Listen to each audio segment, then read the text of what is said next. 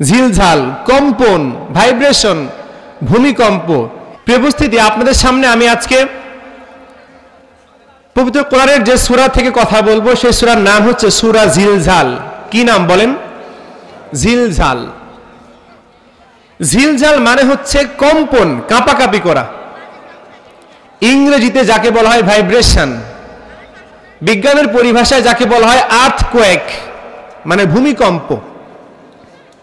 ঝিলঝাল, কম্পন, ভাইব্রেশন, ভূমিকম্প এই সূরার নাম। এই সূরা হচ্ছে পবিত্র কোরআনের ৯৯তম সূরা। কততম বলেন? ৯৯তম। আল্লাহ রাসূল যখন সাহাবীদেরকে কোরআন থেকে শোনাইতেন, সাহাবীরা যখন কোরআন থেকে শুনতেন, তখন তারা এভাবে শুনতেন যে তারা আত্মস্থ করে নিয়ে যেতেন। তারা আত্মস্থ, পুরোপুরি তারা আয়ত্ত করে নিয়ে যেতেন, যেন এই কথাগুলো বাড়িতে গিয়ে নিজের স্ত্রী, সন্তান বা নিজের অধীনস্থ যারা আছে তাদেরকে শোনানো যায়। এই পরিমাণ আয়ত্তে রাখতেন তারা। তার মানে খুবই মনোযোগ দিয়ে শুনবেন এই সূরা থেকে আল্লাহ তাআলা কি বলেছেন এই কথাগুলি। এই সূরা হচ্ছে পবিত্র কোরআনের ৯৯তম সূরা। আর এই সূরা নাজিলের একটা প্রেক্ষাপট রয়েছে। প্রত্যেকটা সূরার প্রত্যেকটা আয়াত নাজিলের প্রেক্ষাপট থাকে। আর এই সূরার প্রেক্ষাপটটা হচ্ছে সেই প্রেক্ষাপট মক্কার কাফেরদেরকে আল্লাহ রাসূল যখন বলতেন এই পৃথিবী একটা সময় গিয়ে ধ্বংস হয়ে যাবে, তোমরা দুনিয়াতে যে বাড়াবাড়ি করতেছো এই বাড়াবাড়ি একদিন থাকবে না, সব কর্তৃত্ব শেষ হয়ে যাবে। মক্কাবাসীরা বলতো, মুহাম্মদ আমাদের কর্তৃত্ব শেষ হবে না, তুমি পারলে দুনিয়াকে ধ্বংস করে দেখাও। পরেন নাউজুবিল্লাহ। আল্লাহ জবাব দিলেন এই সূরার আয়াত দিয়ে। রাব্বুল আলামিন বলেন, ইযা যুলজিলাতিল আরদু জিলজালাহা ওয়া আখরাজাতিল আরদু আথকালাহা। আল্লাহ তাআলা বলেন, ইযা যখন, যুলজিলা কম্পিত হবে, আল আরদ মানে পৃথিবী, এই পৃথিবী যখন কম্পিত হবে, জিলজালাহা প্রচন্ড কম্পনে কাঁপতে থাকবে, প্রচন্ড কম্পন। এই কম্পনটা দুনিয়ার ভূমিকম্পের মতো কম্পন নয়, এটা প্রচন্ড কম্পন। ওয়া আখরাজাতিল আরদু আথকালাহা, সেটা কেমন প্রকম্পন? এই প্রকম্পনের ফলে এই পৃথিবী ধ্বংস হয়ে যাবে এবং এই মাটির নিচে যা রয়েছে, মাটির নিচে কি থাকবে? লাশ থাকবে। মাটির নিচে কি থাকবে? খনিজ পদার্থ থাকবে। গলিত তামা, রূপা, স্বর্ণ, পেট্রোলিয়াম সবগুলি এই মাটির নিচে থাকবে।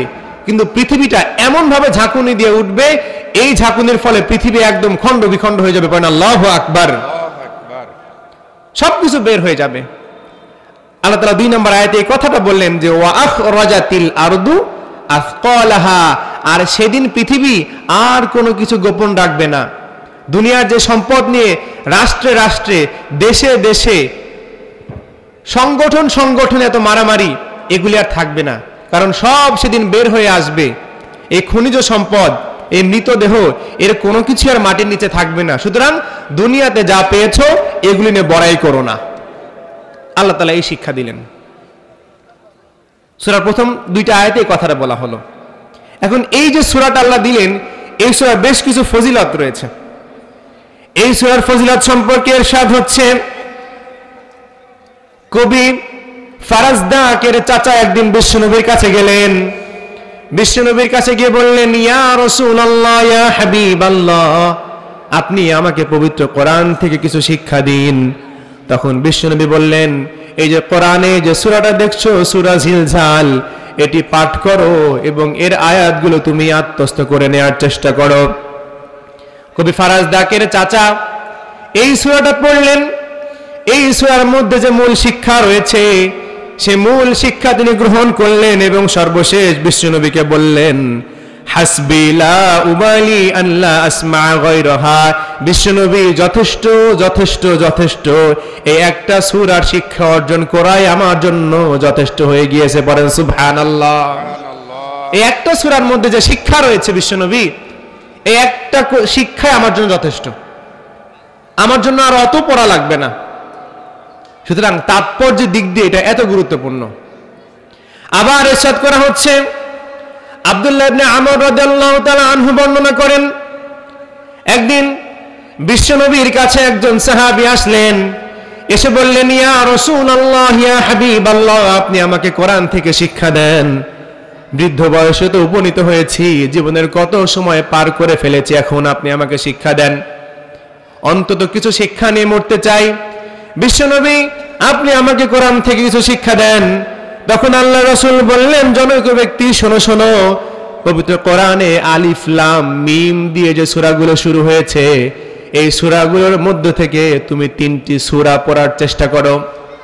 ওই ব্যক্তি তখন বলল, না না বিশ্বনবী, আলিফ লাম মিম দিয়ে শুরু হওয়া 3টা সূরা যদি আমি পড়তে যাই তাহলে সেটি আমার পক্ষে সম্ভব হবে না, কারণ আমার বয়স এখন অনেক বেশি হয়ে গিয়েছে, আমার হৃদয় অত্যন্ত শক্ত হয়ে গিয়েছে, আমার জিহ্বা ভারী হয়ে গিয়েছে। এই বৃদ্ধ বয়সে এসে আমার পক্ষে সম্ভব নয়। আলিফ লাম মিম দিয়ে যে সূরাগুলো শুরু হয়েছে, সেই সূরাগুলোর মধ্যে থেকে 3টি সূরা আমি পড়তে পারবো না, আমার জন্য বেশি হয়ে যায়, আপনি কমিয়ে দেন। বিশ্বনবী তখন বললেন, তাহলে ঠিক আছে, আলিফ লাম মিম বাদ দিয়ে দিলাম, হা মিম দিয়ে যে সূরাগুলো শুরু হয়েছে, এই সূরাগুলোর মধ্য থেকে যদি সম্ভব হয় তাহলে তুমি 3টি সূরা আয়ত্ত করার চেষ্টা করো, তুমি 3টি সূরা পড়ার চেষ্টা করো। এবার ওই ব্যক্তি বলল, বিশ্বনবী, না, আর পারবো না, বৃদ্ধ হয়ে গিয়েছি, হৃদয় শক্ত হয়ে গিয়েছে, জিহ্বা ভারী হয়ে গিয়েছে, ওযু ঠিক মতো রাখতে পারি না, আমার পক্ষে এত বড় সূরা 3টি আয়ত্ত করা সম্ভব নয়। সর্বশেষ বিশ্বনবী মুহাম্মদুর রাসূলুল্লাহ সাল্লাল্লাহু আলাইহি ওয়াসাল্লাম ওই ব্যক্তিকে বললেন, তাহলে তোমার জন্য আর কিছুই লাগবে না, যাও তুমি সূরা জিলজাল পাঠ করো, একটা জিলজাল সূরাই তোমার জন্য এনাফ হয়ে যাবে। পড়েন সুবহানাল্লাহ। এত গুরুত্বপূর্ণ। প্রথমে পুরো কোরআন পড়ো, যদি না পারো আলিফ লাম মিম দিয়ে শুরু হওয়া 3টা সূরা পড়ো, তাও পারি না, তাহলে হামিম দিয়ে শুরু হওয়া 3টা সূরা পড়ো, তাও পারি না, তাহলে কি সূরা জিলজালটা পড়ো। কত গুরুত্বপূর্ণ এই সূরা। আবার এরশাদ হচ্ছে, আব্দুল্লাহ ইবনে আমর রাদিয়াল্লাহু তাআলা আনহু বলেন, সূরা জিলজাল যখন নাজিল করা হলো, এই সূরা জিলজাল নাজিল হওয়ার পর, এই সূরা পড়ার পর হযরত আবু বকর সিদ্দিক রাদিয়াল্লাহু তাআলা আনহু অঝোর ধারে কান্না করতে আরম্ভ করলেন। আবু বকর রাদিয়াল্লাহু তাআলা আনহু এই সূরা পড়েন আর কান্না করেন। জিজ্ঞেস করা হলো, আবু বকর, কেন তুমি কান্না করতেছো? সূরা জিলজালের মধ্যে এমন কি আছে তুমি কান্না করো? তখন আবু বকর কথা বলে না, শুধু অঝোর ধারে কান্না করতে আরম্ভ করে। পাশ থেকে বিশ্বনবী মুহাম্মদুর রাসূলুল্লাহ সাল্লাল্লাহু আলাইহি ওয়াসাল্লাম বললেন, আবু বকর যেভাবে কান্না করতেছে, যদি আবু বকর এভাবে কান্না না করত তাহলে আল্লাহ এই উম্মতকে ধ্বংস করে দিয়ে এমন একটা উম্মত নিয়ে আসতো যে উম্মতেরাও কান্না করত। তার মানে হচ্ছে এই সূরার মধ্যে কান্না করার মতোই কিছু একটা আছে। আপনাকে উপলব্ধি করতে হবে, বুঝতে হবে। এই কান্না করাতে বোঝানো হচ্ছে তওবা করার ব্যাপারটা। বেশি বেশি তওবা করো, সময় যতক্ষণ আছে তওবা করো, সময় চলে গেলে কিন্তু আর তওবা করার সুযোগ থাকবে না। আল্লাহ তাআলা বলে দিয়েছেন। তওবা কেমন করে করতে হবে?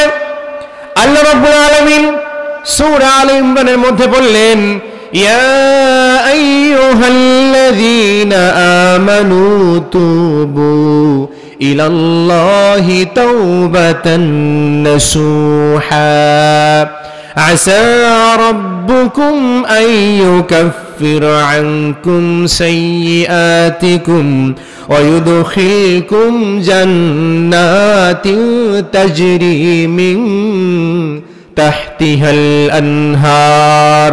আল্লাহু আকবার। আল্লাহ তাআলা বলছেন, ইয়া আইয়ুহাল্লাযীনা আমানু, হে মুমিনগণ, তোমরা যারা আমার প্রতি বিশ্বাস স্থাপন করেছো, তোমরা যারা আমাকে রব বলে স্বীকার করে নিয়েছো, তারা শোনো, তোমাদের জন্যই বলছি, তুবু, তওবা করো। কেমন করে তওবা করবে? ইলাল্লাহি তাওবাতান নাসুহা, একনিষ্ঠভাবে, একনিষ্ঠ অন্তর নিয়ে আল্লাহ পাকের কাছে তওবা করো। যে তওবা কবুল হয়, উদাসীন অন্তরে কবুল করো না, একনিষ্ঠভাবে তওবা করো, তাহলে আল্লাহ রাব্বুল আলামিন তোমাদের তওবাকে কবুল করবেন। শুধু কবুলই করবেন না, আশা, আশা মানে হচ্ছে আশা করা যায়। রব্বুকুম তোমাদের রব আইয়ুকাফিরা আনকুম সাইয়্যাতিকুম তোমরা যে পাপ কর্মগুলো করেছো সেই পাপগুলোকে আশা করা যায় ক্ষমা করে দিবেন ওয়ায়ুদখিলকুম জান্নাত আর তোমাদেরকে সেই চিরস্থায়ী জান্নাতে প্রবেশ করাবেন পড়েন সুবহানাল্লাহ। তার মানে কি হযরত আবু বকর কান্না করতেছেন মানে হচ্ছে তওবা করতেছেন, তওবার শিক্ষা দেয়া হচ্ছে।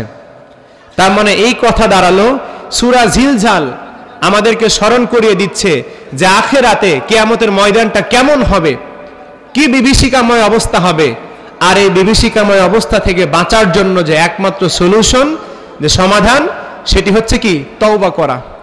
তওবা করা হাদিস শরীফের মধ্যে এসেছে আল্লাহ রাসূল মুহাম্মদুর রাসূলুল্লাহ সাল্লাল্লাহু আলাইহি ওয়াসাল্লাম দিনে 70 বার তওবা করতেন, ইস্তেগফার পড়তেন। অন্য বর্ণনা এসেছে তিনি দিনে 100 বার পড়তেন আস্তাগফিরুল্লাহ আস্তাগফিরুল্লাহ আস্তাগফিরুল্লাহ, এভাবে তিনি পড়তেন। তার মানে হচ্ছে কি আল্লাহ আমাকে ক্ষমা করে দাও, আমাকে ক্ষমা করে দাও, আমাকে ক্ষমা করে দাও। আল্লাহ রাসূল পড়তেন এই কথা, এভাবে জিকির করতেন তিনি দিনে 100 বার। সাহাবীরা জিজ্ঞেস করলেন ইয়া রাসূলুল্লাহ আপনি কেন এত তওবা করেন, আপনি তো নিষ্পাপ, আপনি তো মাসুম, আপনার তো কোনো পাপ নাই। তখন আল্লাহ রাসূল বললেন সাহাবীরা আমার যদি সুযোগ থাকে আল্লাহ পাকের আরো বেশি কাছাকাছি যাওয়ার, তো আমি কি সেই সুযোগটা গ্রহণ করব না? তার মানে এই দাঁড়াচ্ছে যারা প্রত্যেক দিন এভাবে করে আস্তাগফিরুল্লাহ আস্তাগফিরুল্লাহ আস্তাগফিরুল্লাহ এটি 70 বার বা 100 বার পাঠ করবে, তারা তত বেশি আল্লাহ পাক রব্বুল আলামিনের কাছাকাছি অবস্থান করবে। পড়েন সুবহানাল্লাহ। তার মানে সূরা জিলজাল থেকে আমরা এখন যে শিক্ষাটা নিতে যাচ্ছি, আমরা ওখানে যে সমস্যাগুলো দেখব সেই সমস্যার সমাধান আগেই বলে দিলাম। সমাধানটা কি? তওবা করা, বেশি বেশি ইস্তেগফার পাঠ করা। আর আসুন দেখি এই সূরার মধ্যে কি কি সমস্যা দেখা যাচ্ছে। এই সূরার সমস্যাগুলো হচ্ছে এইটাই চিরস্থায়ী সমস্যা, চিরন্তন সত্য সমস্যা, যে সমস্যা অবশ্যই আমাদের সামনে আসবে, আর সেটি হচ্ছে আমাদের চোখে কিয়ামত দিবস। মানে এই সূরার মধ্যে আল্লাহ তাআলা দৃশ্য এঁকে দিয়েছেন যে কিয়ামতের ময়দানটা কেমন হবে, আল্লাহ তাআলা সেটাই বলতেছেন। এই সূরা জিলজালে আল্লাহ রাব্বুল আলামিন যখন বললেন ইযা যুলজিলাতিল আরদু জিলজালাহা ওয়া আখরাজাতিল আরদু আথকালাহা ওয়া ক্বালাল ইনসানু মা লাহা, এই যে আল্লাহ তাআলা পৃথিবীকে ধ্বংস করবেন, এই পৃথিবী প্রচন্ড কম্পনের মাধ্যমে ধ্বংস হয়ে যাবে। এই পৃথিবী তার মাঝখানে যা আছে সব যখন বের করে দিবে, সমস্ত দাফনকৃত লাশ যখন বের হয়ে যাবে, সমস্ত খনিজ পদার্থগুলো যখন বের হয়ে যাবে, অকালাল ইনসানু মা লাহা, মানুষ তখন বলবে কি হলো, পৃথিবী এমন কেন করে, এই পৃথিবীর তো এমন করার কথা ছিল না, এত বিশাল বিশাল অট্টালিকা, এত বিশাল বিশাল ইমারত, এই পৃথিবীর কি হলো, হঠাৎ করে কেন কাঁপাকাঁপি করতেছে? আল্লাহ তাআলা বলেন ইয়াউমা ইযিন তুহাদ্দিসু আখবারাহা বিআন্না রাব্বাকা আওহা লাহা, ইয়াউমা ইযিন তুহাদ্দিসু আখবারাহা, সেদিন সব কিছু বর্ণনা করে দিবে। এই পৃথিবী সেদিন আর গোপন রাখবে না, মানে কি কিয়ামত দিবস শুরু হয়ে গিয়েছে। এই সূরার মধ্যে কিয়ামতের দৃশ্যকল্প আঁকা হচ্ছে, কিয়ামত দিবসের সিনারিওটা কেমন হবে। আমরা মৃত্যুবরণ করব, কবরে যাব, যখন আমাদেরকে আহ্বান করা হবে, ইসরাফিল ফেরেশতা যখন সিংগায় ফুৎকার দিবে, তখন কবর থেকে সমস্ত লাশ বের হয়ে আসবে, বের হয়ে সব একটা ময়দানে ছোটাছুটি আরম্ভ করবে, শুধু ছুটতেই থাকবে, ছুটতেই থাকবে, কারো কোনো দিশা নাই, শুধু যাবে, কোনো গন্তব্য নাই, শুধু ছুটতেছে, কারো গায়ে কোনো পোশাক নাই, বিবস্ত্র অবস্থায়। সাহাবীরা জিজ্ঞেস করলো ইয়া রাসূলুল্লাহ ওই দিনে কি কেউ কারো দিকে তাকাবে না, মানুষ বিবস্ত্র অবস্থায় থাকবে? আল্লাহ রাসূল বলেন সাহাবীরা শোনো শোনো, ওই দিনে এই চিন্তা করার কোনো সুযোগ থাকবে না। কেন? কারণ ওই দিনে এমন অবস্থা হবে যে মানুষের মাথার 1 বিঘত বা 1 হাত নিকটে সূর্য চলে আসবে। সূর্য এখন তাপ দিচ্ছে তার পিঠ দিয়ে, তখন তাপ দিবে তার 12টা মুখ দিয়ে। এই সূর্যের প্রচন্ড তাপে আমাদের মাথার এই মগজগুলো গলে গলে নাকের ছিদ্র বেয়ে কানের ছিদ্র দিয়ে পড়তে থাকবে, আল্লাহু আকবার, বেয়ে বেয়ে পড়তে থাকবে। মানুষ ঘামের সাগরে হাবুডুবু খাবে। পিতা তার সন্তানকে দেখে পলায়ন করবে, নিকট আত্মীয় স্বজন আত্মীয়দেরকে দেখে পলায়ন করবে, সন্তান বাবাকে মাকে দেখে দূরে দৌড়ে পালাবে।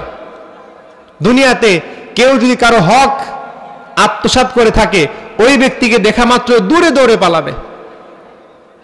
ইয়া নাফসির রোল পড়ে যাবে, বাঁচাও বাঁচাও বাঁচাও, শুধু এই রব উঠে যাবে ওই ময়দানে। মানুষের কি হবে? সেদিন হচ্ছে পৃথিবী তার সব কিছু বলতে থাকবে। এই পৃথিবীতে থাকা অবস্থায় মানুষ যে যে জুলুম করছে সবগুলো পৃথিবী আস্তে আস্তে বলতে থাকবে ওই দিনে। ওই দিন মানুষের মুখটা বন্ধ করে দেয়া হবে, আর মুখটা বন্ধ করে দেওয়ার সাথে সাথেই ওই মানুষের যে অঙ্গ প্রত্যঙ্গগুলো যা যা আছে সবগুলি খুলে দেয়া হবে। ওই দিনে মানুষের চোখ কথা বলবে, কান কথা বলবে, ত্বক কথা বলবে, হাত কথা বলবে, পা কথা বলবে, শুধু মুখটা বন্ধ করে দেয়া হবে। চোখ সাক্ষী দিবে বান্দার আল্লাহর কাছে, ইয়া রব, যে বান্দাটা আপনার সামনে দাঁড়িয়ে আছে, এখন আপনি যার হিসেব গ্রহণ করতেছেন, দুনিয়াতে আপনার জন্য সে অনেক ভয়ে ভীত থাকতো। আপনি যে অশ্লীল দৃশ্য, যে বাজে দৃশ্য দেখতে নিষেধ করেছেন, সে চোখ দিয়ে কখনোই এ সমস্ত বাজে দৃশ্য দেখে নাই। আমি তার চোখ সাক্ষী দিচ্ছি আল্লাহ, আজকে আপনি তাকে ক্ষমা করে দিন। পড়েন সুবহানাল্লাহ। যদি ওই বান্দা নিজেকে হেফাজত করতে পারে এই সাক্ষী দিবে, অথবা ওই বান্দা যদি নিজেকে হেফাজত করতে না পারে, তখন বান্দা বলবে, তখন ওই চোখ বলবে, ইয়া রব, এই চোখ দিয়ে আপনি যা যা করতে বারণ করেছিলেন এই বান্দা দুনিয়াতে ঠিক তাই তাই করেছিল, সুতরাং আজকে আপনি তাকে আযাব দিন। পড়েন নাউযুবিল্লাহ। চোখ সাক্ষী দিবে। একইভাবে হাত সাক্ষী দিবে। হাত বলবে, আল্লাহ, আমাকে দিয়ে সে অন্যায় করেছে, আমাকে দিয়ে সে অন্যায়ভাবে মানুষকে প্রহার করেছে, আমাকে দিয়ে সে মানুষকে আঘাত করেছে, মারামারি করেছে, কাটাকাটি করেছে, কোনো কারণ ছাড়াই জুলুম করেছে। আপনি গায়ে শক্তি দিয়েছিলেন, তাই সে মানুষকে আঘাত এনেছে অন্যায় কারণে। হাত সাক্ষী দিবে। কিন্তু আপনি যদি হাতকে কন্ট্রোল করতে পারেন অন্যায় কাজ থেকে, সেদিন হাতটা আপনার জন্য সাক্ষী দিবে, আল্লাহ, আমি এই বান্দার হাত বলতেছি, সামর্থ্য থাকা সত্ত্বেও এই বান্দা অন্যায় করে নাই, জুলুম করে নাই, সুতরাং আজকে আপনি তাকে মাফ করে দেন। পড়েন সুবহানাল্লাহ। এভাবে করেই হাত সাক্ষী দিবে। পাও বলবে সেম কথা, আল্লাহ, আপনি যেখানে যেখানে যেতে বারণ করেছেন সেখানে সেখানে যাই নাই, যেখানে যেখানে যেতে আপনি বলেছেন সেখানে সেখানেই গিয়েছে, সুতরাং আজকে আপনি মাফ করে দেন। এই কথাগুলি বলবে। অর্থাৎ ওই দিন মানুষের মুখটা শুধু বন্ধ থাকবে, আত্মপক্ষ সমর্থন করার কোনো সুযোগ থাকবে না ব্যক্তির নিজের। ব্যক্তির হয়ে ওকালতি করবে, উকিল হিসেবে কাজ করবে তার হাত, পা, অঙ্গ, অন্যান্য অংশগুলো, শুধুমাত্র মুখ বন্ধ থাকবে, যেন এই মুখ দিয়ে বান্দা মিথ্যা কথা বলতে না পারে। দুনিয়াতে মিথ্যা কথা বলে কথার মায়ের পেঁচে অনেক বেঁচে গেছে সে, কিন্তু ওই দিনে বাঁচার কোনো সুযোগ নাই। আল্লাহ তাআলা বলে দিচ্ছেন এই কথাই। তার মানে আমরা 4টা আয়াত শেষ করলাম। এভাবে যখন পৃথিবী কাঁপতে কাঁপতে ধ্বংস হয়ে যাবে, আমরা যখন কিয়ামতের ময়দানে উপস্থিত হয়ে যাব, তখন এই পৃথিবী তার সমস্ত বৃত্তান্ত বলতে থাকবে, মুখটা শুধু বন্ধ থাকবে, সব কিছু সাক্ষী দিবে। কেন বলবে? বিআন্না রাব্বাকা আওহা লাহা, বিআন্না, কারণ নিশ্চয়ই, রব্বাকা মানে আপনার রব, আওহা লাহা, আওহা শব্দটা এসছে ওহী থেকে, মানে আপনার রব আদেশ দিয়েছেন কথা বলতে। চোখ তুমি কথা বলো, হাত তুমি কথা বলো, পা তুমি কথা বলো, নাক তুমি কথা বলো। সেদিন তাদের রব আদেশ দিয়েছেন, তাই দেহের অঙ্গ প্রত্যঙ্গগুলি সব কথা বলবে। সুতরাং মক্কার কাফেরদেরকে আল্লাহ রাসূল সতর্ক করতে গেল, কিয়ামত দিবস সম্পর্কে বলল যে তোমরা শান্ত হও, তোমরা ধৈর্য ধরো, পৃথিবী কিন্তু একে একে ধ্বংস হয়ে যাবে। আর তারা বিশ্বনবীকে বলে, পারলে আপনি ধ্বংস করে দেখান। নাউজুবিল্লাহ বলবেন না? মক্কাবাসী আল্লাহ রাসূলকে বলতো, মুহাম্মদ, পারলে ধ্বংস করে দেখাও না তুমি। আল্লাহ তখন বলছেন, বিশ্বনবী, আপনি শুধুমাত্র সাবধান করে দেন, ধ্বংস করা আপনার দায়িত্ব না, আমি আছি। ধ্বংস কিভাবে করব এইটা বলে দেন।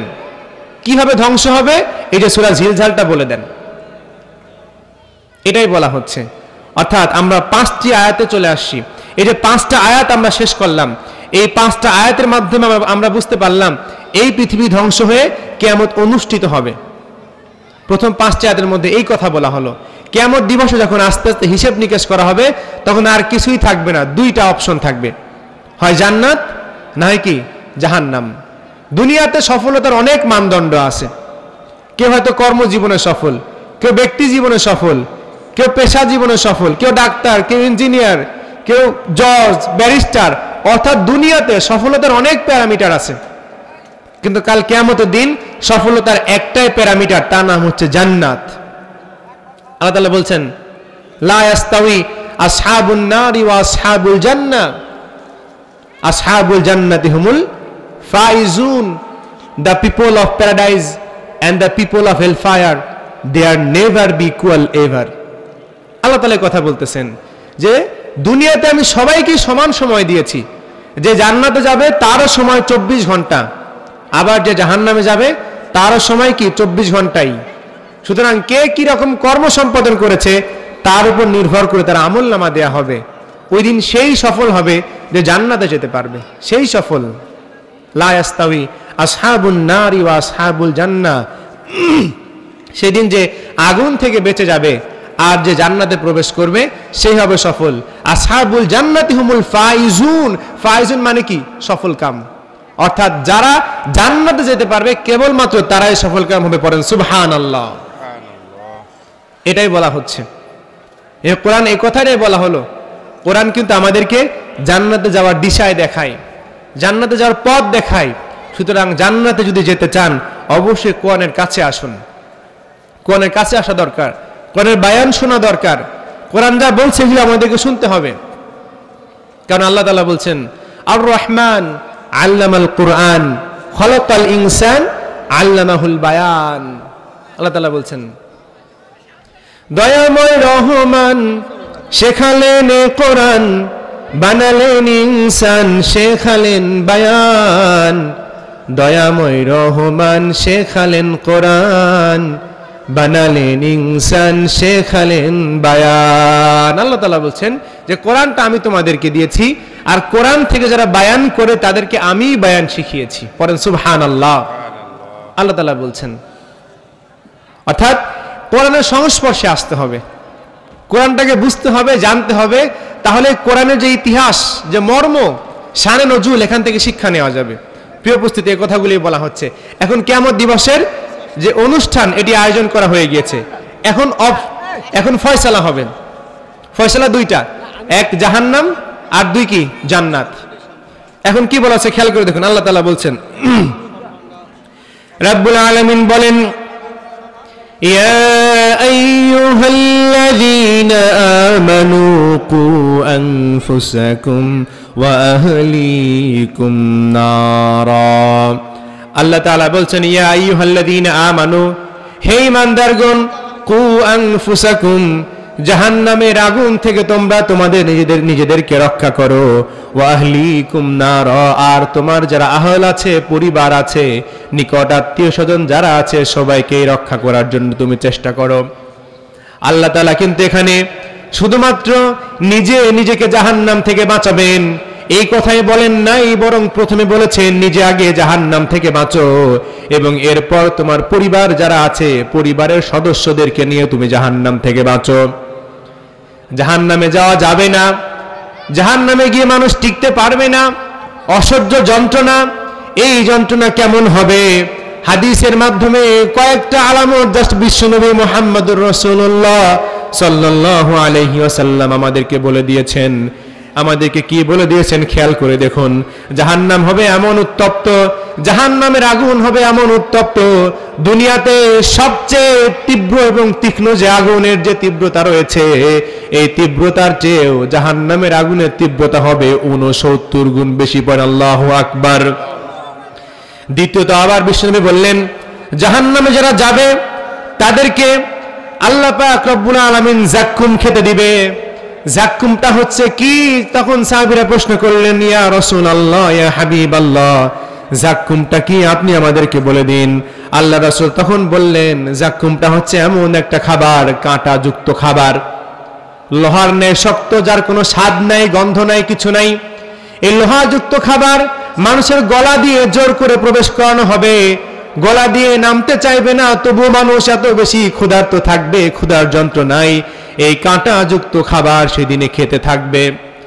এই খাবার দেওয়ার পর তার অনেক বেশি পিপাসা লাগবে, এত পিপাসা লাগবে, এই পিপাসা মেটানোর জন্য বিশ্বনবী বলেন 5 ধরনের পানীয় তখন সেই জাহান্নামীদেরকে খেতে দেয়া হবে। 5 ধরনের পানীয়ের মধ্যে 1 নম্বরে বলা হচ্ছে ফুটন্ত পানি, অর্থাৎ এত বেশি পরিমাণ ফুটন্ত থাকবে যে পানি পেটে প্রবেশ করালে পেট ছিদ্র হয়ে যাবে। বলেন আল্লাহু আকবার। পেট ছিদ্র হয়ে যাবে, শাস্তি ভোগ করবে, আবার পেটটাকে মেরামত করা হবে। তার মানে কি, সে মৃত্যুবরণ করবে না, কিন্তু শাস্তির যন্ত্রণা তার চলতেই থাকবে, চলতেই থাকবে। 1 নম্বরে বলা হলো তাকে উত্তপ্ত পানি পান করানো হবে। 2 নম্বরে বলা হলো তাকে দুর্গন্ধযুক্ত পানি পান করানো হবে। 3 নম্বরে বলা হলো তাকে পুঁজ পান করানো হবে।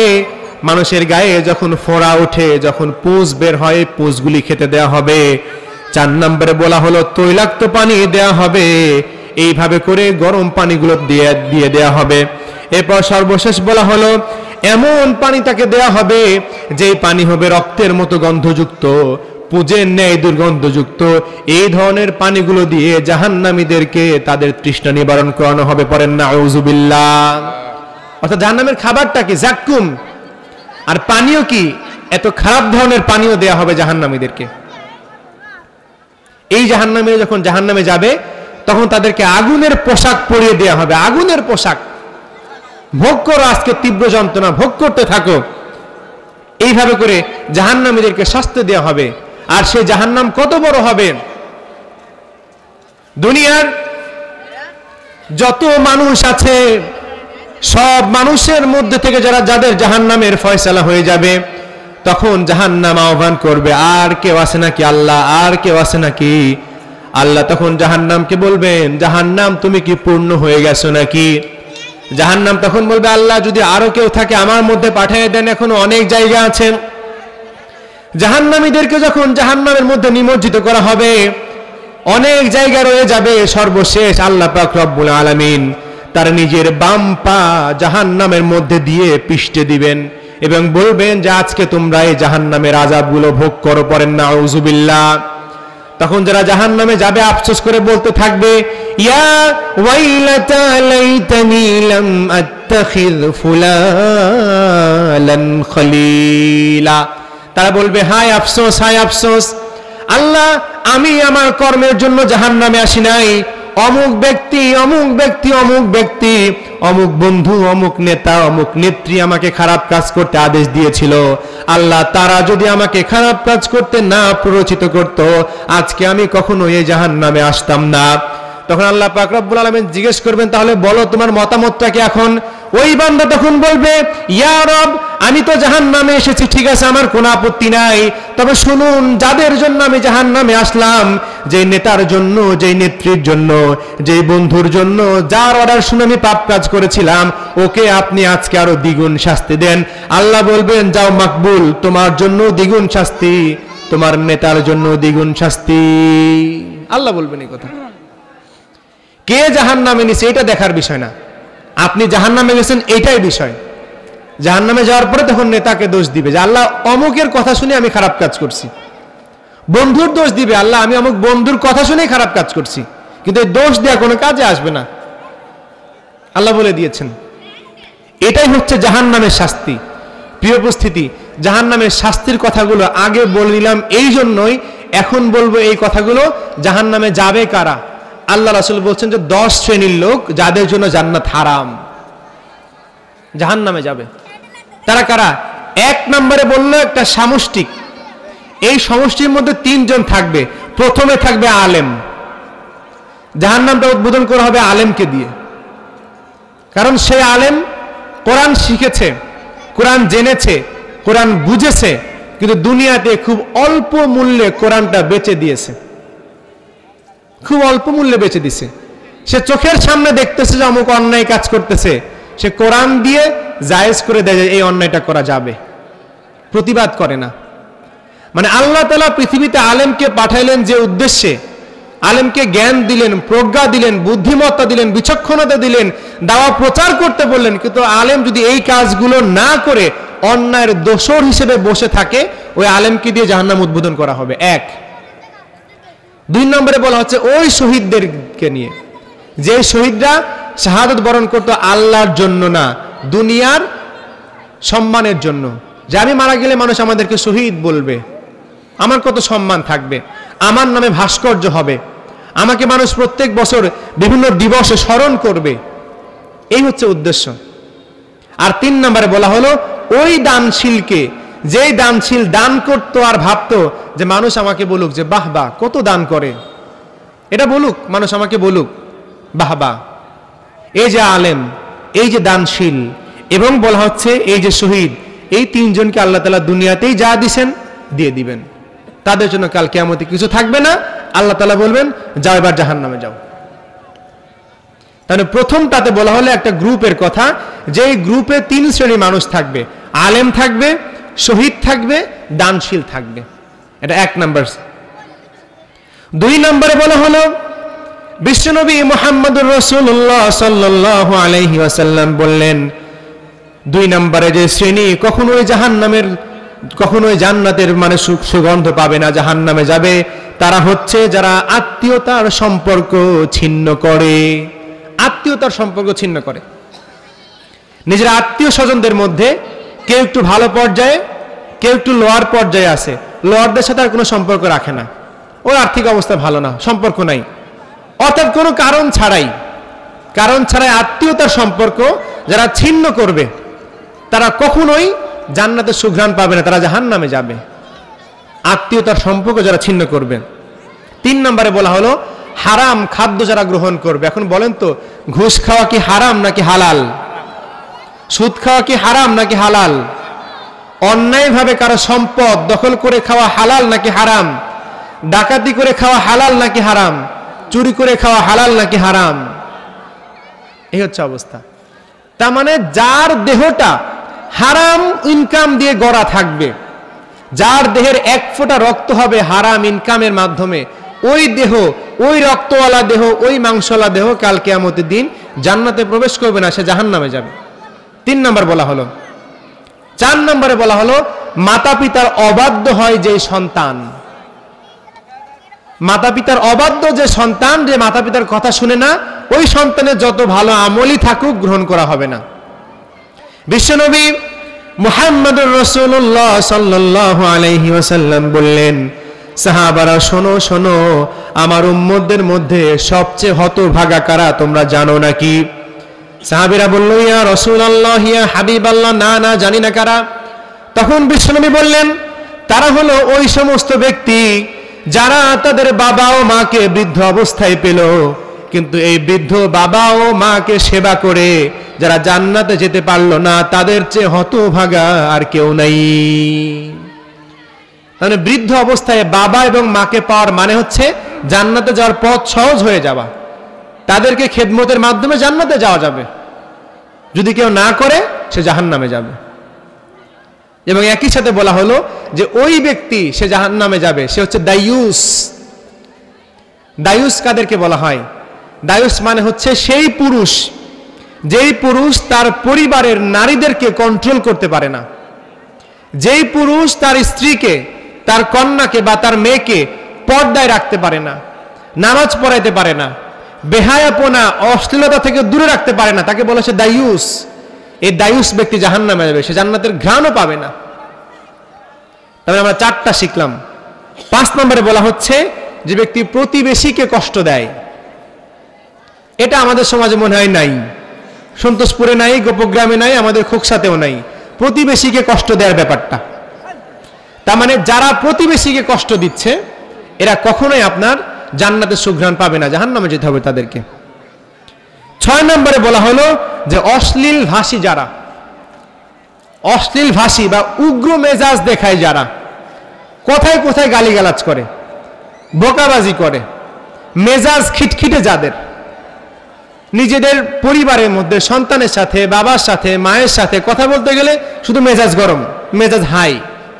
এই বদ মেজাজি যারা, বা যারা অশ্লীল কথাবার্তা বেশি বলে, বা যারা গালিগালাজ বেশি করে, একটা বাক্য বলতে গেলে 3টা গালি দিয়ে বসে, এই গালিগালাজ যারা করবে, বদ মেজাজি যারা হবে, তারা জান্নাতে ঘ্রাণও পাবে না, জাহান্নামে যাবে। এরপর বলা হলো 7 নম্বরে সম্পদ আত্মসাৎকারী, যারা হক থেকে বঞ্চিত করে। যেমন আপনার বাবা মারা গেছে, এখন আপনার বোনকে যদি আপনি আপনার নিজের সম্পদ থেকে বঞ্চিত করেন, তার সম্পদ থেকে বঞ্চিত করেন, তো আপনি জাহান্নামী।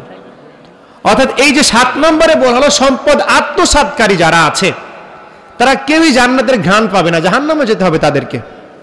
সম্পদ যারা আত্মসাৎ করবে, যে নিজের সন্তানদের মধ্যে সবাইকে সমানভাবে দিয়ে দেওয়ার কথা ছিল, কিন্তু না, একজনকে সব দিয়ে দিয়েছে আর একজনকে কিছুই দেয় নেই, বা মেয়েদেরকে দেয় নেই, ছেলেদেরকে দিয়ে দিয়েছে সব।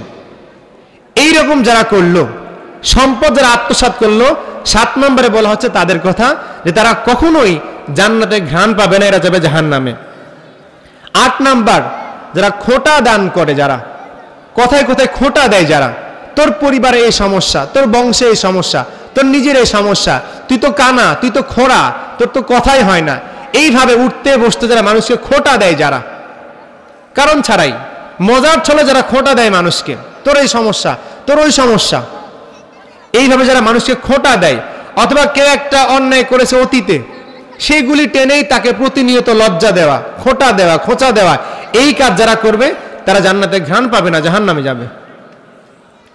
9 নম্বরে বলা হচ্ছে যারা কলব ব্যবহার করবে, যারা কালো রঙের কলব যারা ব্যবহার করবে, তারা জান্নাতে ঘ্রাণও পাবে না। ভালো করে শুনবেন মুরব্বীরা যারা আছেন, যাদের দাড়ি পেকে গেছে, যাদের চুল পেকে গেছে, আল্লাহ রাসূল বারণ করেছেন কালো কলব ব্যবহার করা যাবে না। যারা কালো কলব ব্যবহার করবে, তারা জান্নাতে ঘ্রাণও পাবে না।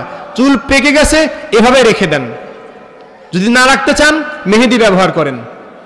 আল্লাহ রাসূল দাড়িতে মেহেদি ব্যবহার করতেন, তার মানে কালো কলব ব্যবহার করা যাবে না। 9 নম্বরে তাদের কথাই বলা হলো, যারা দাড়িতে বা চুলে কালো কলব ব্যবহার করে, তারা জাহান্নামী। সর্বশেষ বলা হলো, যারা দুনিয়াতে আত্মগর্ব বা অহংকার নিয়ে চলে, যে আল্লাহ আমাকে ক্ষমতা দিছে, আমাকে নেতা বানিয়েছে, আমি বিশাল বড়, আমি অহংকারী। আল্লাহ আমাকে অনেক বিদ্যা দিছে, আমি অনেক পড়াশোনা জানি, অহংকারী। আল্লাহ আমার অনেক বড় পজিশন দিছে, অহংকারী। আল্লাহ আমার অনেক টাকা পয়সা দিছে, অহংকারী। বিনয় নাই, বিনয় নাই, আল্লাহর প্রতি কৃতজ্ঞতা বোধ নাই। সম্পদ নিয়ে, বিদ্যা নিয়ে, প্রভাব নিয়ে, চেয়ার নিয়ে শুধু অহংকার। আল্লাহ তাআলা বলেছেন, বান্দা শোনো, অহংকার আমার চাদর, সুতরাং আমার চাদর নিয়ে টানাটানি করবা না। মানে যে ব্যক্তি অহংকার করতেছে, আপনি একটু কল্পনা করেন যে আল্লাহ পাক গায়ে চাদর দিয়ে রেখেছেন, আর আপনি কত বড় সাহসী যে আপনি আল্লাহর গায়ের চাদর ধরে টানতেছেন। আল্লাহ বারণ করেছেন, শোনো, অহংকার করবা না, অহংকার আমার চাদর। আর যার অন্তরের মধ্যে 1 ফোঁটা অহংকার থাকবে, সে কখনোই জান্নাতে প্রবেশ করবে না, জাহান্নামে যাবে। অর্থাৎ অহংকারী ব্যক্তি জাহান্নামে যাবে, এই কথা আল্লাহ তাআলা বলছেন। সুতরাং আমরা এই হাদিসের মাধ্যমে আমরা 10 শ্রেণী মানুষের কথা জানলাম, যে এই 10 শ্রেণী মানুষ কখনোই তারা জান্নাতে যাবে না। জাহান্নাম যাদের জন্য অবধারিত। আর জাহান্নামে গেলে কি হবে আমরা একটু আগেই কিন্তু সবাই শুনেছি। জাহান্নামের খাবার হবে জাক্কুম, তৃষ্ণা নিবারণের জন্য দেয়া হবে গরম পানি, ফুটন্ত পানি, পুজ, রক্ত, এগুলি দেয়া হবে। জাহান্নামের পোশাক হবে আগুনের পোশাক। আর জাহান্নামে পোড়ানো হবে মানুষকে, পাথরকে পোড়ানো হবে, মানুষ আর পাথরকে। এই হচ্ছে জাহান্নামের অবস্থা। আর সেই জাহান্নামে এই 10 শ্রেণীর মানুষ যাবে। আল্লাহ পাক আমাদেরকে এই 10 শ্রেণীর মানুষ হওয়া থেকে হেফাজত করুন, পড়ুন আমিন। এটাই বলা হলো জাহান্নামীদের কথা। অর্থাৎ আমরা প্রথম 5 আয়াতে পড়েছি যে আমাদের কিয়ামতের ময়দানটা আসলে কেমন ভাবে অনুষ্ঠিত হবে। ওই সময় মানুষ কবর থেকে উঠে আসবে, আর এরপর ফয়সালা কিভাবে হবে। এখন জান্নাতের বর্ণনা আমরা শুনি। রাব্বুল আলামিন বলছেন, দুনিয়াতে যে ব্যক্তি থাকবে, জাহান্নামে যাওয়ার জন্য যে সমস্ত গুণাবলী থাকা দরকার, যে সমস্ত গুণাবলী মানুষের মধ্যে থাকে, এই সমস্ত কাজের বিপরীত কাজ যারা করবে, আল্লাহ পাক রব্বুল আলামিন তাদের জন্য জান্নাতের ব্যবস্থা করবেন। পড়েন সুবহানাল্লাহ। অর্থাৎ আল্লাহ পাক রব্বুল আলামিন ওই আলেমকে জান্নাত দিবেন, যে আলেম জ্ঞান অর্জন করেছে, এই জ্ঞানের কথাগুলো নিজের জীবনে বাস্তবায়ন করেছে এবং এই কথাগুলো মানুষের মাঝে দাওয়ার মতো করে প্রচার করে দিয়েছে, এই আলেমকে আল্লাহ তাআলা জান্নাত দিবেন। ওই শহীদকে জান্নাত দিবেন যে শহীদ আল্লাহর দ্বীন প্রতিষ্ঠা করতে গিয়ে জীবন দিল, আল্লাহর সন্তুষ্টির জন্য জীবন দিল, ওই শহীদকে আল্লাহ রাব্বুল আলামিন জান্নাত দিবেন। এবং 3 বলা হলো ওই দানশীলকে আল্লাহ জান্নাত দিবেন যে দানশীল কেবলমাত্র আল্লাহ পাকের সন্তুষ্টির জন্যই দান করেছিল। পড়েন সুবহানাল্লাহ।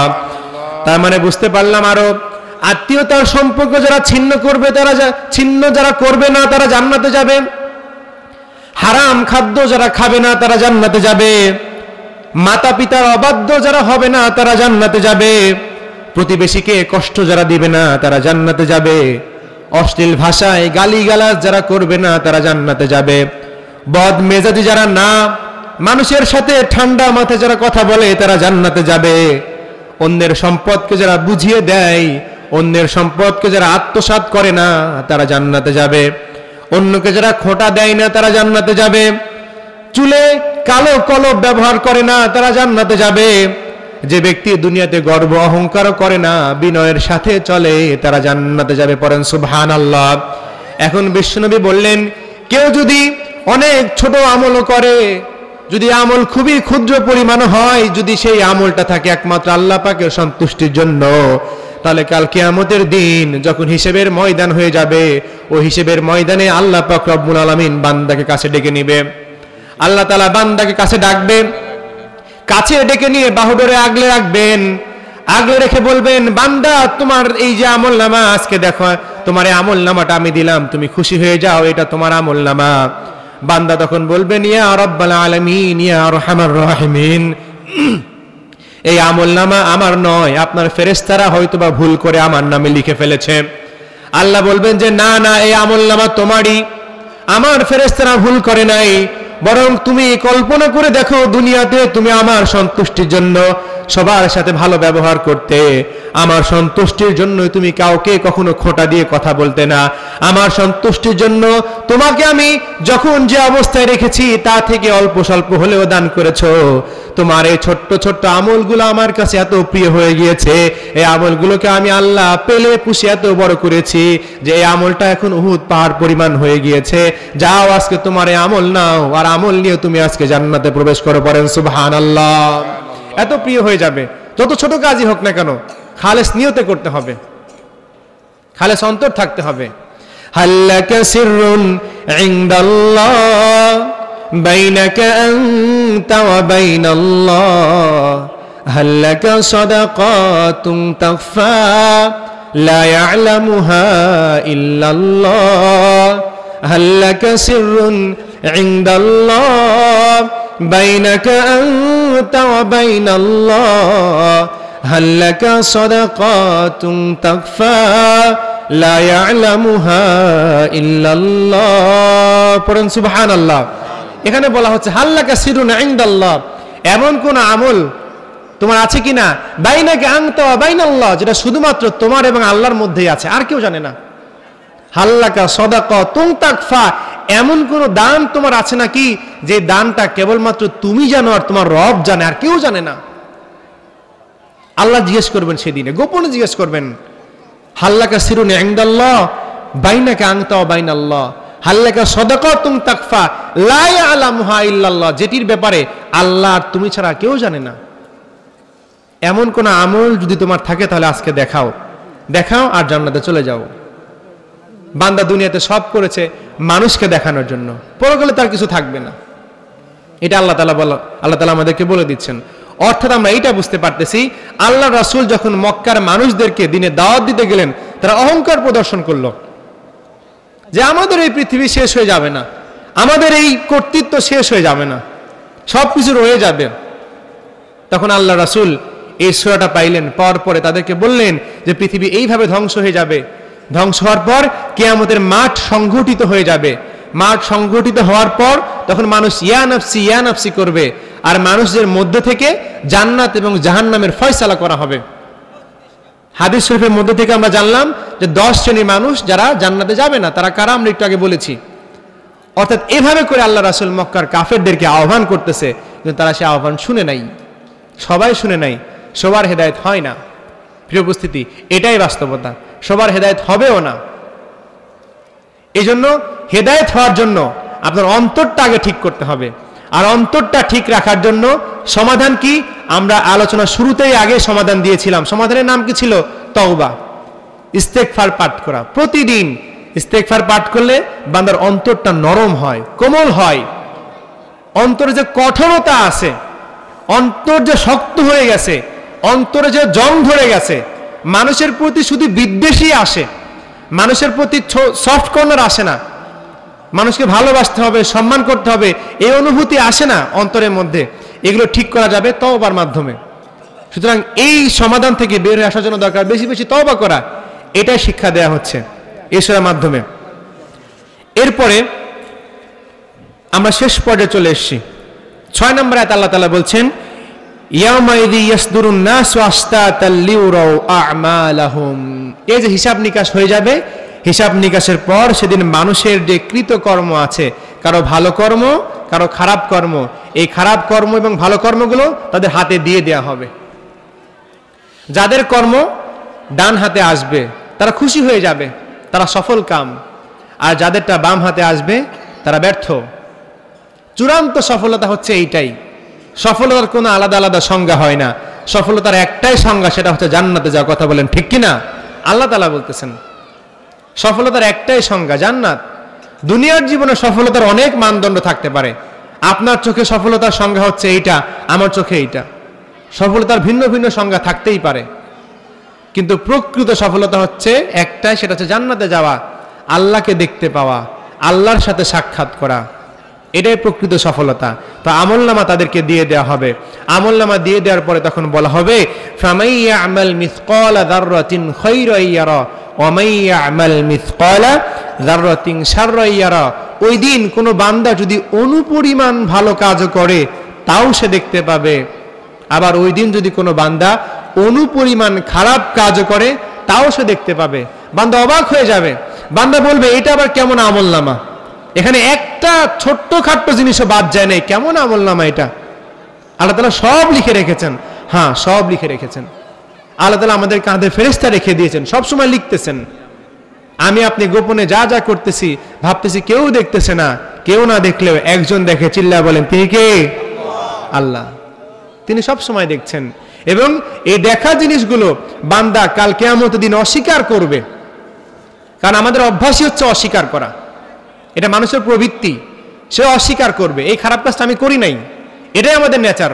তা বান্দা যেন ওই দিন অস্বীকার করতে না পারে, এই জন্য আল্লাহ তাআলা লিখার ব্যবস্থা করে দিয়েছেন, দুজন লিখার ফেরেশতা দিয়ে দিয়েছেন। এরপর বান্দাকে পড়ে দেখানো হবে। আর যখন বান্দা পড়ে দেখবে, মুখটা বন্ধ থাকবে, কথা বলবে হাত, কথা বলবে চোখ, কথা বলবে পা, কথা বলবে ত্বক। এভাবে করে সেদিন হিসেব নেওয়া হবে। এই চূড়ান্ত পরিণতি থেকে যদি আমরা বাঁচতে চাই, আমাদেরকে অবশ্যই আমল করতে হবে। হুজুর কি আসছেন? আমাদেরকে আমল করতে হবে। এই যে শেষ আয়াতের দুটি শিক্ষা, এই দুটি শিক্ষার পূর্ণতা আমরা পাবো একটি হাদিসের মাধ্যমে। বিষ্ণু আমাদেরকে হাদিসের মাধ্যমে শিক্ষা দিচ্ছেন। আমরা একটু জিকির করি, সবাই পড়ি লা ইলাহা, জোরে লা ইলাহা ইল্লাল্লাহ, লা ইলাহা, লা ইলাহা ইল্লাল্লাহ, লা ইলাহা ইল্লাল্লাহ। And say in every heartbeat, la ilaha illallah. Every night and every day, every night and every day, never forget to say la ilaha illallah. Never forget to say la ilaha illallah. Amin. আল্লাহ তাআলার জন্য বলা হচ্ছে every night and every day, প্রত্যেক রাত প্রত্যেক দিন স্মরণ করতে হবে কাকে? আল্লাহকে স্মরণ করতে হবে। তো আল্লাহকে স্মরণ করতে হবে আল্লাহকে পাওয়ার জন্য, সফল হওয়ার জন্য। যদি আমরা আল্লাহকে না পাই, আমাদেরকে কি শাস্তি ভোগ করতে হবে আল্লাহ তাআলা এই সূরা জিলজালের মধ্যে বলে দিয়েছেন। আল্লাহ রাসূল আরেকটি হাদিসের মধ্যে বলছেন, কি বলছেন খেয়াল করে দেখুন। বিশ্বনবী মুহাম্মদুর রাসূলুল্লাহ সাল্লাল্লাহু আলাইহি ওয়াসাল্লাম বলছেন, ইগতানিম খামসান ক্বাবলা খামসিন, শাবাবাকা ক্বাবলা হারামিকা, ওয়া সিহাতাকা ক্বাবলা সাকামিকা, ওয়া গিনাকা ক্বাবলা ফাকরিকা, ওয়া ফারাগাকা ক্বাবলা শুগলিকা, ওয়া হায়াতাকা ক্বাবলা মাউতিকা। আল্লাহ রাসূল বললেন, পাঁচটি জিনিস আসার আগেই তোমরা পাঁচটি জিনিসের গুরুত্ব দাও। অর্থাৎ পরবর্তী সময়ে পাঁচটা জিনিস আসবে, ওই পাঁচটা জিনিস আসার আগে বর্তমান সময়ের পাঁচটা জিনিসকে গুরুত্ব দাও। তোমরা যদি এই পাঁচটা জিনিসের গুরুত্ব দিতে পারো তাহলে তোমরা সফল হতে পারবা। এই পাঁচটা জিনিস কি? এক নম্বরে বলা হলো শাবাবাকা ক্বাবলা হারামিকা, তোমাদের যে যৌবনের সময়টা আছে এটিকে কাজে লাগাও। ক্বাবলা হারামিকা, বৃদ্ধ বয়সে যাওয়ার আগেই তোমার যৌবনের সময়টাকে কাজে লাগাও। কারণ যৌবনের সময়টা হচ্ছে এমন একটা সময় যে সময়ে বান্দা কারো মুখাপেক্ষী থাকে না, বান্দা সম্পূর্ণ সক্ষম থাকে, যা ইচ্ছা তাই করতে পারে। এই যে যা ইচ্ছা তাই করতে পারার সুযোগ যে আসছে, এই সুযোগ সে নেয় না, সে অন্যায়ভাবে আত্মসাৎ করে না, বরং সে তার নফসকে, তার প্রবৃত্তিকে, তার যৌবনকে সে রক্ষা করে কেবলমাত্র একজনের সন্তুষ্টির জন্যই। চিল্লায় বলতে হবে তিনি কে? আল্লাহ তাআলা এই কথাই বলা হলো, এই কথাই বললেন। আবার আল্লাহ বললেন, সাবাতুন ইউযিল্লুহুমুল্লাহু ফি যিল্লাহি ইয়াওমা লা যিল্লা ইল্লা যিল্লুহু। আল্লাহ 7 শ্রেণীর মানুষকে কাল কিয়ামতের দিন আরশের নিচে ছায়া দিবেন। এই 7 শ্রেণীর মানুষ ছাড়া আর কেউ ছায়া পাবে না। তার মধ্যে এক নম্বরে বলা হলো ওয়াশাবুন নাশা ফি ইবাদাতি রাব্বি, অর্থাৎ ওই যুবক, যেই যুবক তার যৌবনের সময়টা আল্লাহর রাস্তায় ব্যয় করেছে। এমন যুবক যারা আছে তাদেরকে আল্লাহ রাব্বুল আলামিন কাল কিয়ামতের দিন ওই আরশের ছায়ার নিচে স্থান দিয়ে দিবেন। পড়েন সুবহানাল্লাহ। এই জন্য বিশ্বনবী বললেন, পাঁচটা জিনিসকে কাজে লাগাও, আর পাঁচটা জিনিস আসার আগেই। তার মধ্যে এক নাম্বার হচ্ছে শাবাবাকা ক্বাবলা হারামিকা, অর্থাৎ তুমি তোমার যৌবনের সময়টাকে কাজে লাগাও বৃদ্ধ বয়স আসার আগেই। এক নম্বরে বলা হলো বৃদ্ধ হওয়ার আগেই এটাকে কাজে লাগাও। দুই নম্বরে বলা হলো অসিহাতাকা ক্বাবলা সাকামিকা, অর্থাৎ অসুস্থ হওয়ার আগেই তুমি তোমার সুস্থতার সময়কে কাজে লাগাও। অসুস্থ হওয়ার আগেই সুস্থতাকে কাজে লাগাও।